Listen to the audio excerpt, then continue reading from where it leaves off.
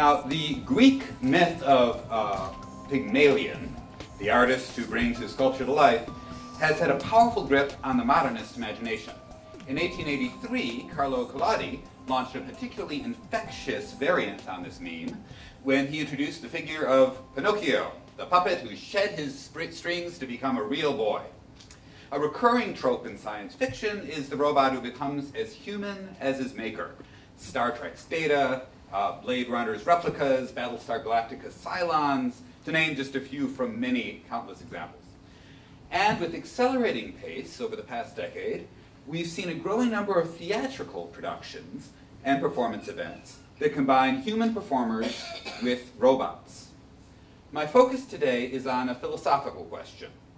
At what point, if ever, does a robot, a human-crafted mechanical prop, acquire its own agency, Pygmalion style, and become a performer in its own right? Or more generally, when a robot portrays a fictional character in a theatrical production, who is the performer? In conventional theater, as we all know, the actor and the character inhabit a single body. In fact, you might even define that as what makes something theater. In robotic theater, the robot embodies the character, but it's less clear who or what, if anything, occupies the position of the performer. Now, a useful way to begin exploring this question is to consider a more familiar kind of performing object, the puppet. There are, of course, lots and lots of different kinds of puppets. There are string puppets and hand puppets and shadow puppets, each of which are manipulated through a different mechanism. And moreover, some puppets are controlled by a single puppeteer, and others, such as the Japanese form of bunraku, are manipulated by multiple puppeteers. A common element that runs through all of these variations, however, is the relationship between a human operator and an inert object. Now, the general consensus among puppet theorists these days seems to be that puppets are extensions of their puppeteers. In a recent book, Puppet, Kenneth Gross cogently articulates this view, and to quote, "Even in puppet performances where the operator's hand is out of sight, you necessarily feel its presence, whether it's inside a glove puppet's cloth body or its motions are conveyed to the puppet through rods or strings. If the focus is right, if the touch and story are right, you feel the puppet's life extending backwards into the impulses of a living body, becoming a gesture of that body that itself presses forward into the puppet." All right, so when a live operator controls a robot's actions in real time, the robot enters into precisely the same relationship with that operator that a puppet does with the puppeteer. Okay, so in that case, most contemporary puppet theorists seem to consider remote-controlled puppets, robots, a species of puppet, and I think that's correct.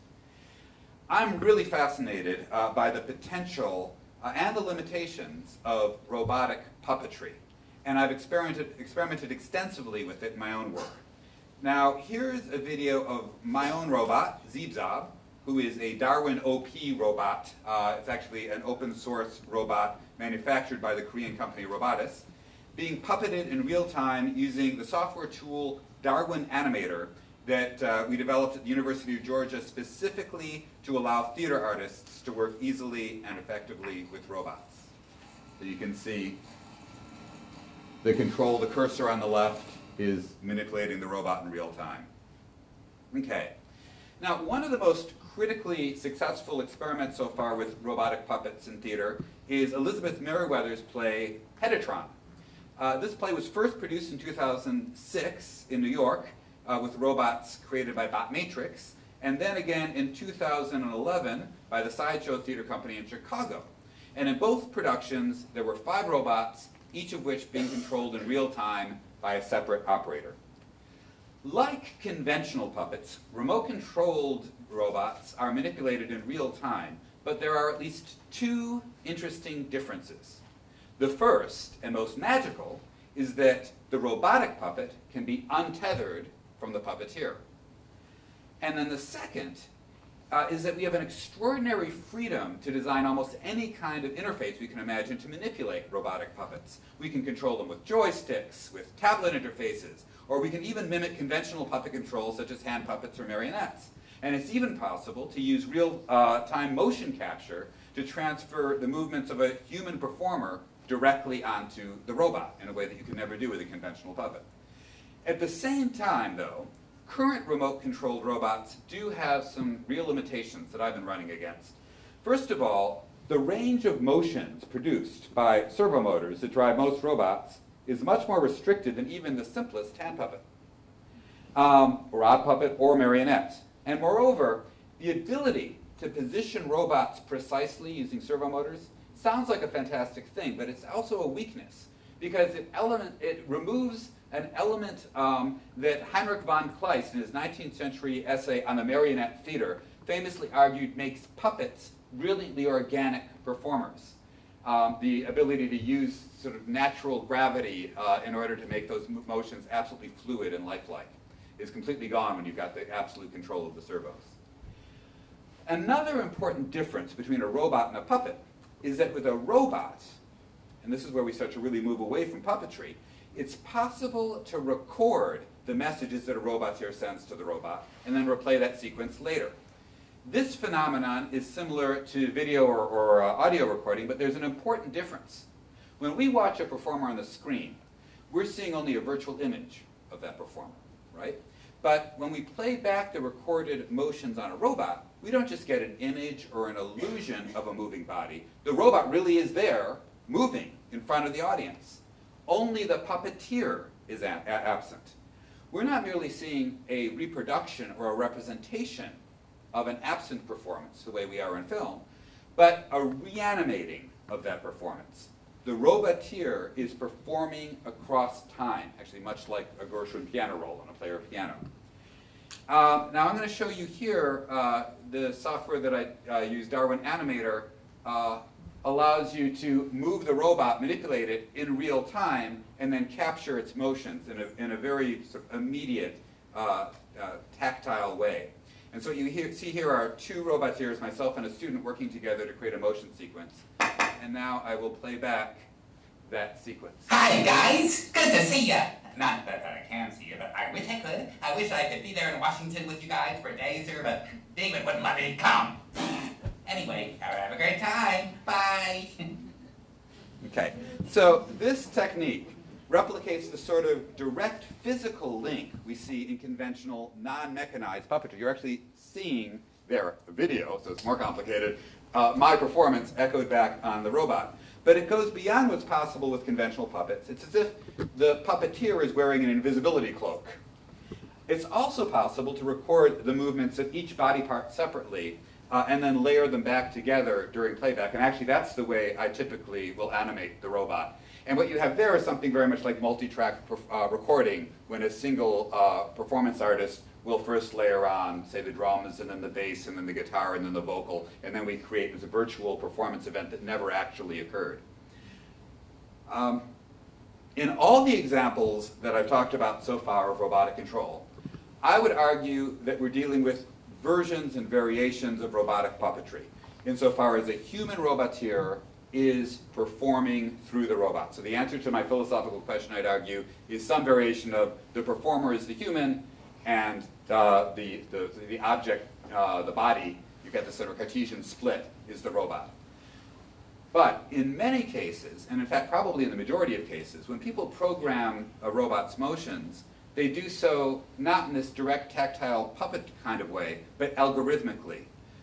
For example, a very common technique would be to enter the positional values of each of the robot servos to create a pose, and then create a second pose, and then give it a time to transition from one pose to the other, and the software will interpolate between those motions, which is exactly the same way that 3D animation is created with keyframing. Okay, so in that case, nobody ever performed, even through puppetry, that motion. You only see it played back when you run the program. Alternatively, a programmer might specify the path of a particular robotic limb by defining a mathematical curve.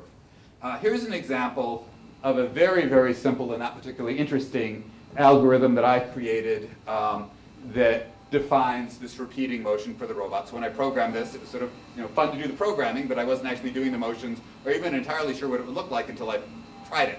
And then I could tweak it and change the different variables, just like any programming. From a theoretical standpoint, animating a robot this way, I'd argue, is radically different from the sort of robotic puppetry I've been discussing up to now. In this example, I created the program that controls the robot's performance. So I think it would be right to say that I created the performance. But unlike a puppeteer, I didn't do so by performing, either in the present or the past. The situation here is the same as that of a musician composing directly on a computer. The computer-generated sound doesn't reproduce a live performance. It's not a recording at all. It's an inherently digital artifact. And I consider robots programmed in this way as actually a form of automaton. So we've got the first are robotic puppets, and then now we're dealing with automata. And of course, as the previous talk mentioned, such automata actually go back pretty far. They predate the computer age and were especially popular in the 17th century. And one of the oldest still functioning automata, actually 3 of them, were created by Pierre-Jacques Dreux in the 1770s. And so here you see a picture of the writer, who's a kind of proto-human, proto-computer that can be programmed to write any text. And my favorite one is the musician, who is actually programmed to move her fingers and arms to really play on a piano. So she's really playing music. She can play 8 different songs, and she follows the sheet music with her eyes. And my favorite part is she actually breathes, which, as people know, that's a sign of great puppetry, the breath. All right, so Zeeb-Zob's first public performance, Zeeb-Zob is my robot, was called Commedia Robotica. And it employed a combination of all the techniques that I've discussed so far. Robotic puppetry, to respond spontaneously in real time to a human performer, recorded puppeted sequences, which predominated the performance. Most of them were short sequences that I created by the manipulation that I showed you before. And algorithmic motions, for example, when Zeeb-Zob would walk or stand up. The primary goal in the Commedia Robotic project for me was for me to teach the robot to be a good actor, as compelling a performer as possible, which actually I think has implications for social robotics and computer science as well. And so I chose the form of Commedia dell'Arte, which is a 300-year-old theatrical tradition that many of you may have heard of. I find it particularly useful for this project of mine for 2 reasons. First of all, Commedia dell'Arte is based on a series of these highly defined character types, such as Arlecchino, or in English, Harlequin, the zany servant, Pantalone, the miserly old man, and Capitano, the cowardly braggart, whose influence, though largely unrecognized, remains pervasive in popular culture. You see these same types in today's sitcoms. And each of these characters has its own very precise set of motion conventions that have been passed from generation to generation of Commedia actors and that we can then program into the robot. And then the second reason is that the form has a very unique improvisational structure that I'll talk about a little bit later. Now, Commedia Robotica, it tells the story of a roboticist who's programmed his robot, Zeeb-Zob, played by himself, to perform a Commedia dell'Arte play. And the robot in this play plays 3 different Commedia characters, moving from one to the other. But the roboticist needed a live human to play alongside, so he hires this human actor who is a trained Commedia artist, who comes into the theater not realizing that her acting partner is a robot. So what I'm going to show you now is a short, 4-minute excerpt, and it's actually a condensation. What I did is, rather than just showing you one part of the play, I actually took the entire play and swooshed it down. So you'll see there's the Commedia play in the middle, which is represented only very sketchily, but the frame is largely intact. And I apologize, the audio in the beginning, when the camera was far away from the robot, is a little bit muffled when the robot talks, so I'll fill in some of the robot's language so you can hear it. When the camera gets closer, you hear it much better. All right, so here is 4-minute version of a 40-minute play, Commedia Robotica. Oops, sorry. Yeah. Oops. One more time. Ah, Commedia Robotica. Oops, now I'm really going crazy. There we go. All right, so leave play. No. this is Utama. A robot? Yeah, exactly. The first robotic Comedia dell'Arte performer.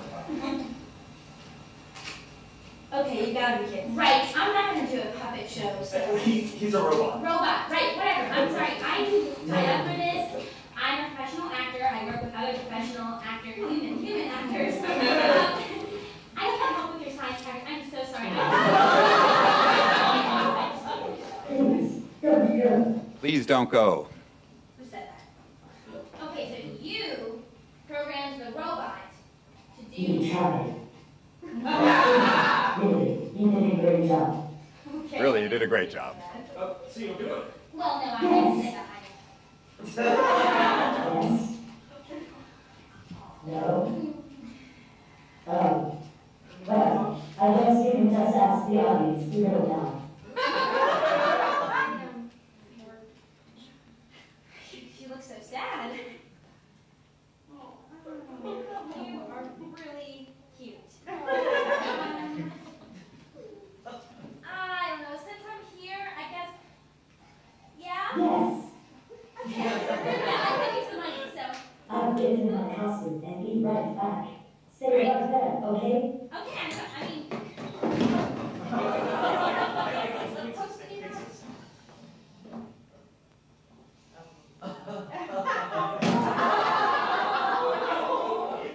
Okay, is this gonna work out? Because I don't know. It's someone on its way. All right, and only because it's really cute. Yeah. Okay, let's just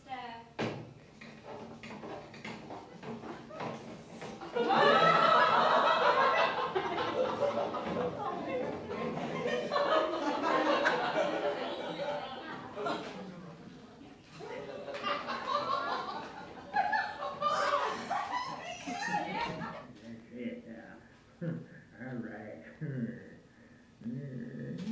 One. Is Pantalone counting his money? That's perfect!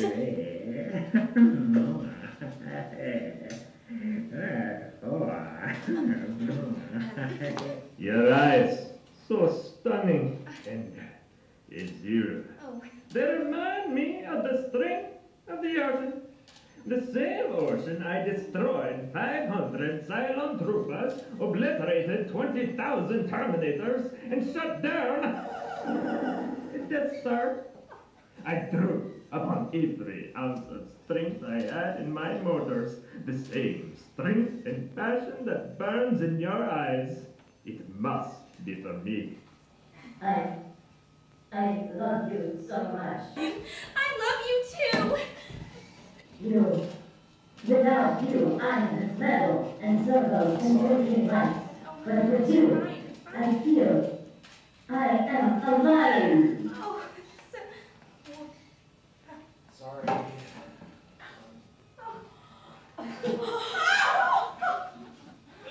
I'm sorry.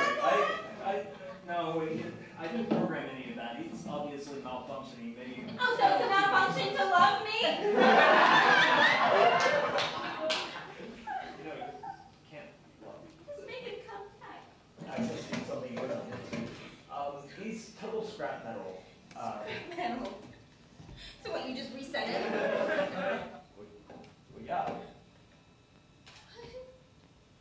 Will you remember me? Well, no.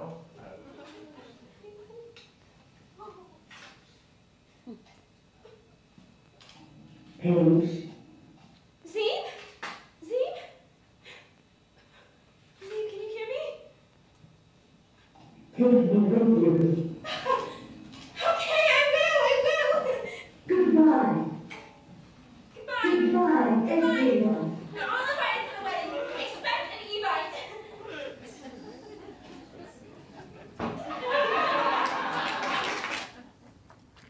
Okay. So, the vast majority of robots that have acted in theatrical performances, including in my own work, have been either puppets or automata or some combination thereof. For me, though, the holy grail of performing robots is to create robots that respond dynamically to their environment. So here you see like a very, very, very simple example. Z is now responding to the voice. And the response varies depending on the pitch and the volume of the voice.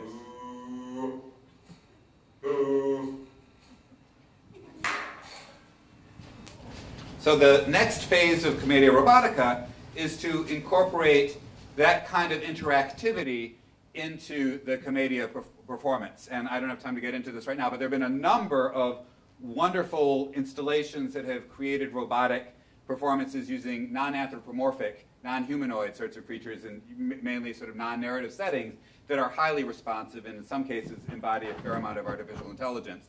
So the challenge is to encompass that kind of responsiveness within a narrative structure. And Commedia dell'Arte provides a perfect structure because the way that these plays were originally written is with scenarios rather than plays that specified what happened in each scene very briefly, but didn't actually give dialogue or any detail. So for example, here's something from one of the earliest extant Commedia scenarios. Capitano makes his usual boasts. Francescina tells him her love. He mocks her. She taunts him, saying that she'll make him love her willy-nilly. They dispute. So there's a lot of room for the actors to improvise, but you've got a clearly defined context. So you know who the other characters are. You know what the objectives are. So for example, if Zibzab, as Arlecchino, is programmed to, say, steal a money bag from Pantalone from his back pocket, then he can be programmed to track the money bag, but respond in real time to what Pantalone is actually doing. Again, embodying that well-known maxim, acting is reacting, and create a kind of spontaneous performer. And it's at that point that I would argue we transcend puppetry, we transcend automata, and the robot becomes not just the character, but the performer. So to conclude, the robot performer, I'd argue, messes up with our notion of performance in a really interesting way. The robot's agency is distributed in ambiguous, complicated, and often, even within a given performance, fluid ways between its robotic designers, programmers, and operators, even as it begins to acquire, though not this stage of technology with self-awareness or any degree of sentience, its own autonomy. Moreover, within the context of a theatrical performance, its behaviors and choices are also defined and circumscribed by the agency of the playwright and or the director. The question who is acting and who is pulling the strings becomes terribly fraught. However, as we examine these dynamics closely, we see that they're different only in degree and balance, but not really in kind, from conventional performances with human performers. As those involved in the making of theater and film are well aware, the construction of an actor's performance is always a deeply collaborative process, with multiple forces animating and ornamenting the body of the performer. So I'll end with a return to the figure of Pygmalion. This time is envisioned in Al Hirschfeld's famous illustration for the original Broadway production of My Fair Lady, that depicts an image of Henry Higgins pulling Eliza Doolittle strings as if she were a marionette, while in turn George Bernard Shaw, figured as God, pulls on Higgins' strings. This image vividly reminds us that the complex layers of agency in puppetry, and even more so in robotics, are always already implicit in the dynamics of theater, social performance, and the formation of identity itself.